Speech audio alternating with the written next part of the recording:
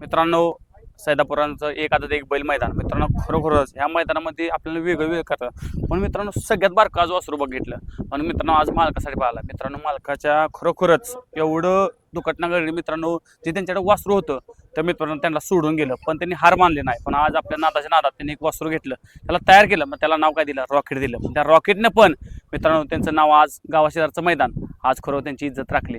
आज आपल्या समोर आहेत बापू.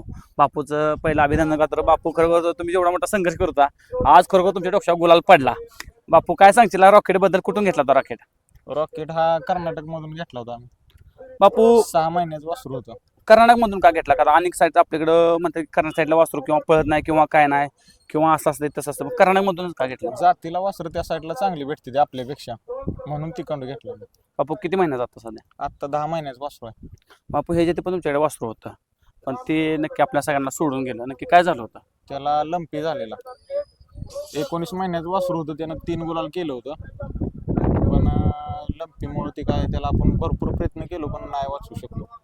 बापू, पुन्हा एकदा तुम्ही असं वाटत होतं की आता आपल्या घरातलं एखादं आपल्या घरातल्या कुटुंबातलं जर असं झालं तर नको वाटतं ह्या क्षेत्रात उतरायला, पण तुम्ही हार मानले नाही. पुन्हा एकदा रॉकेट तयार केला आणि त्या रॉकेटनं खरोखर आज गावाचं नाव म्हणजे आज कोपडेकरांचं गाव, आज जगभरात कोपडेकरांचं नाव घेतलं जातं आणि खरोखर आज गावाशी जातं आणि आज गुलालांगा ठेवलं. परत रॉकी मेल्यानंतर आमच्या स्टँड ग्रुप, बाजेकर ग्रुपची इच्छा होती की नाही आपण वासरू घ्यायचंच, नाद बंद करायचा नाही. मग आम्ही हे वासरू घेतलं.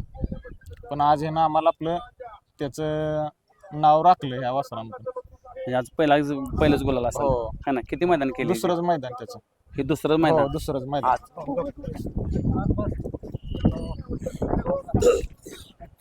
असं चारी बाजून धरा त्याला, म्हणजे काय हालायचं यायचं.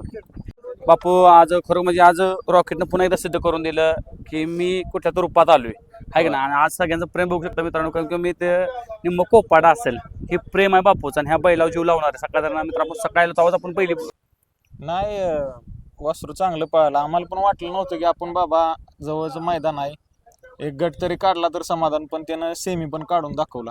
ह्या जोडीला बल्ली होता. आणि कसं नियोजन झालं होतं बल्लीचं आणि ह्याचं? जीवन ड्रायव्हरने नाम आपलं मित्र जायचं आमचं वैभव शेठ साळुंके नागठाण्याचं, त्यांना फोन केला की बाबा आम्हाला बैल पाहिजे.